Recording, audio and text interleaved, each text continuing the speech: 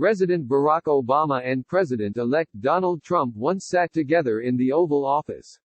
"I was immediately struck by Trump's body language," wrote journalist Jon Karl in his memoir Front Row at the Trump Show. "I was seeing a side of him I had never seen. He seemed, believe it or not, humbled." It was November 2016 and, just for once, Trump was not in charge of the room, Karl recalls. Obama was still president, directing the action and setting the tone. His successor seemed a little dazed, and a little freaked out. What the two men discussed in their meeting that day, only they know. But what became clear in the next 3.5 years is that Obama remains something of an obsession for Trump, the subject of a political and personal inferiority complex. Observers point to a mix of anti-intellectualism, racism, vengeance and primitive envy over everything from Obama's Nobel Peace Prize to the scale of his inauguration crowd and social media following.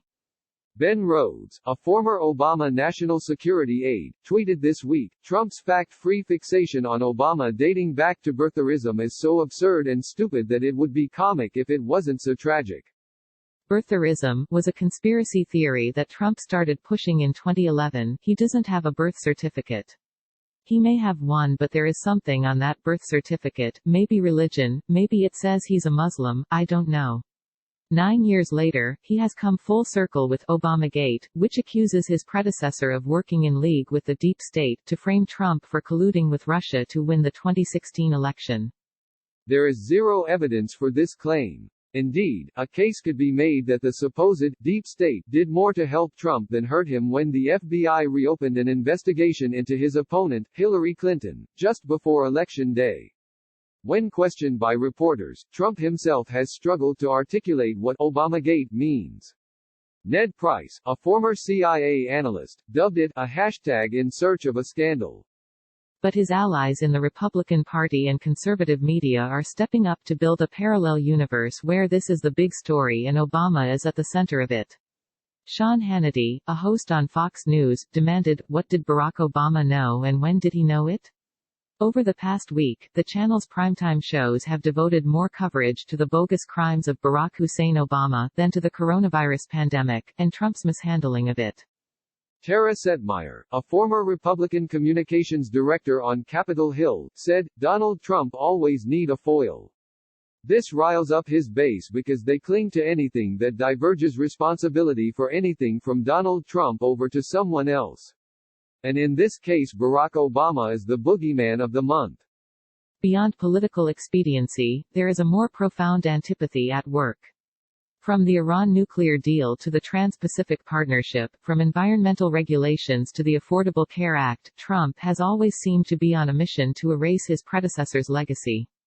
With few deep convictions of his own, Obama became a negative reference point for Trump.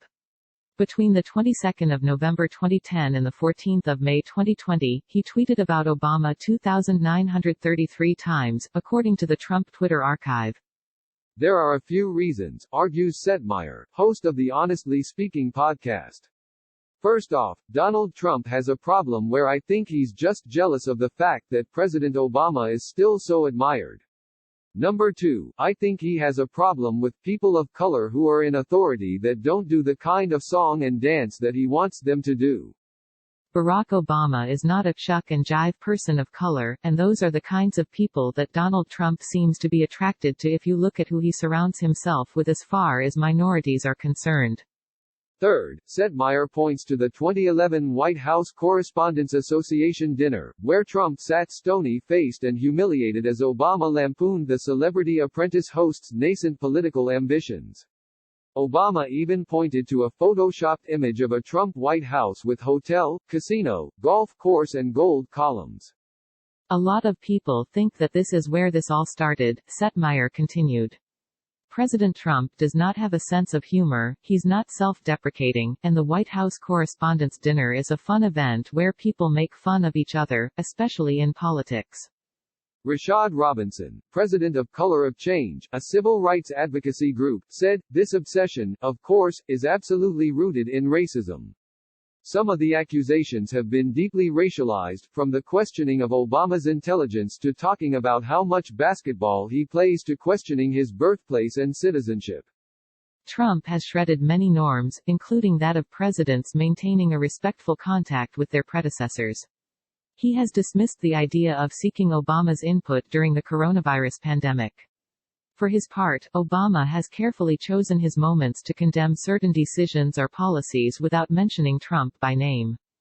But tensions flared last week when a tape leaked of Obama on a private conference call with about 3,000 alumni of his administration, describing Trump's leadership in the pandemic as an absolute chaotic disaster. He also warned a Justice Department move to drop charges against Trump's former National Security Advisor Michael Flynn, who admitted lying to the FBI about his conversations with the Russian ambassador during the presidential transition, indicates that the rule of law is at risk. Trump has described Flynn as a wronged hero, and argued that Obama and his vice president, Joe Biden, the presumptive Democratic nominee for November's election, should pay a big price for supposedly derailing the retired general's career. Critics suggest that the president is seeking to weaponize the Justice Department for electoral gain.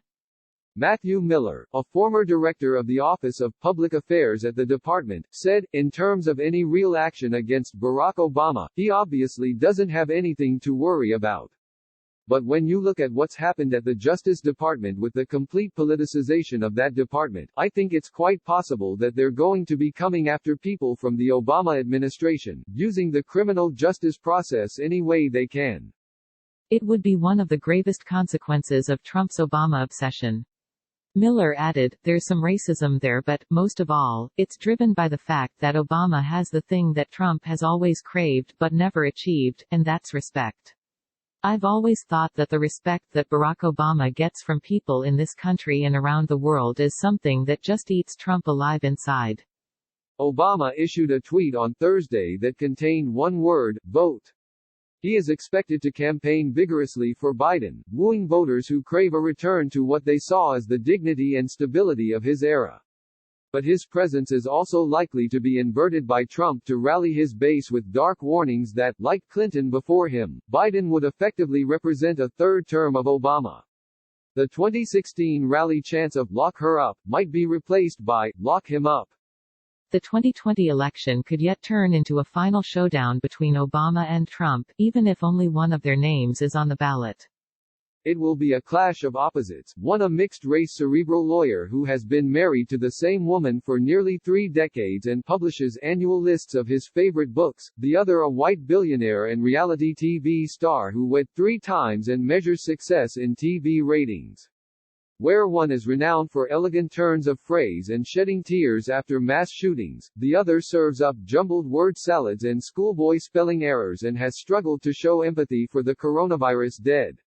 Michael D'Antonio, a political commentator and author of The Truth About Trump, said, there's so much that separates them, it's hard to imagine 2 presidents more different. It's very obvious Trump is continually comparing himself with Obama in his own mind. Obama's over his head, over his shoulder, always looming as the guy who could speak in paragraphs and juggle more than one thing at once and deal with them effectively.